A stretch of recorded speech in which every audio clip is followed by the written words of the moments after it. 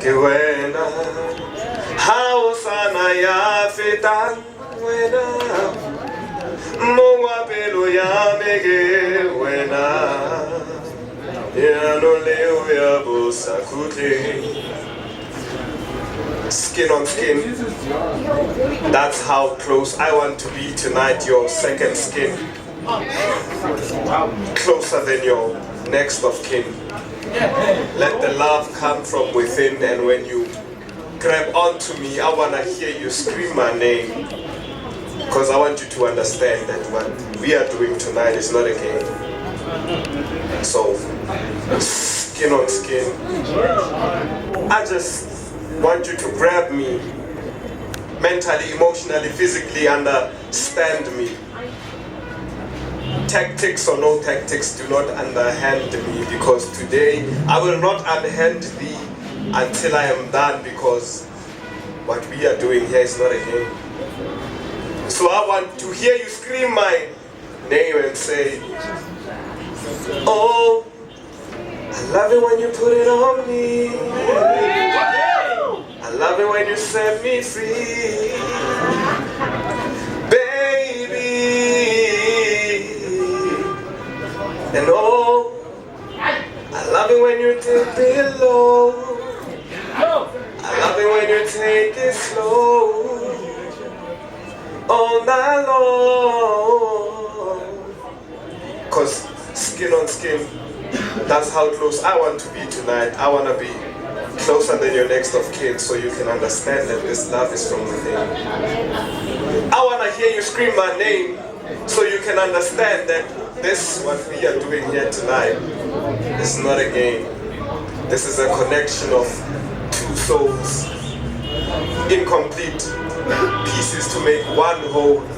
So tonight is just you and me, skin on skin. I want you to understand it. Southern Trolla. Baby girl, Southern Trolla. You know you never liked me before. The only reason why you're screaming at me now is because you saw my face at your local city store. Southern Trolla. Baby girl, Southern Trolla. You know you never liked me before. The only reason why you're smiling at me now is because you saw my face at your local CD store. I remember getting at about Tirasahola. Yeah man, rocking up my hip-hop jeans, looking fly. On my way to Extension 5, they say Kenny and his poetry dream, he will never survive.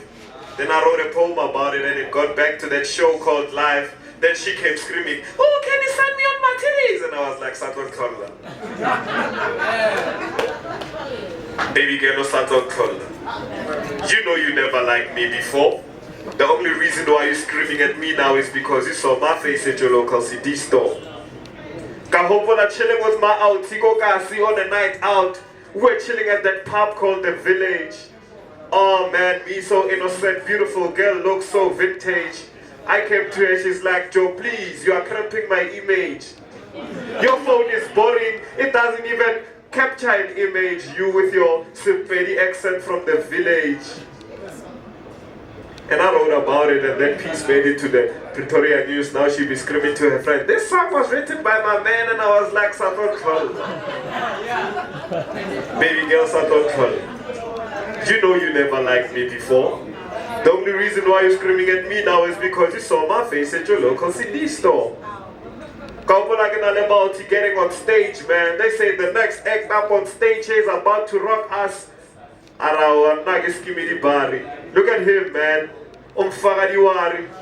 20 minutes, the crowd was screaming, everybody screaming my name. She be running through, making ways through the front. Oh, Johnny, that's my man, I'm jumping for him. And I was like, Saton Kolla. Baby girl, Saton Kolla, you know you never liked me before. The only reason why you're screaming at me now is because you saw my face at your local CD store. I'm feeling the urge to be negative. Yes, negative. So somebody please sell me death as a sedative, because these days positive is not a good enough adjective. I'm feeling the urge to be negative. So somebody please sell me death as a sedative, because these days positive is not a good enough adjective. Pass master rapists have lost sight of what faith is. So now we keep skipping through religious faces. If it's not Zuma, it's Buddha. Lotto beds and horse races. Gunshots in the ghetto and car chases. Now we are chasing for political freedom and spiritual mindset. Affinity connected to spirituality, but we can never let it go because I'm feeling the urge to be negative. So somebody please sell me death as a sedative, because these days positive is not a good enough adjective. They're not just women. They must be nara. They're not just women.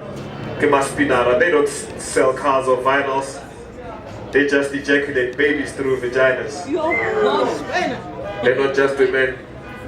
They must be nara. They don't spin cars or vinyls. They just ejaculate babies through vaginas. I guess it's true what the truth said. It's funny how order can seem to clothe itself in chaos. Because these spinners cause chaos in their babies' lives in order to keep order in theirs. Owners of multiple car seats, they would do anything to please a man. They would even dance with him to his condomless track as he spins it with his condomless hand. And they must be the government. Because constantly they get away with murder. New laws on murder executed, but they never prosecuted. And it's not that we wish to condemn, but sometimes we can't ignore what our sisters are doing. It's not that we wish to condemn, but sometimes we can ignore what our sisters are doing. I mean, in life we must understand that there must be sacrifice, but it stops to be a mistake when you do it twice.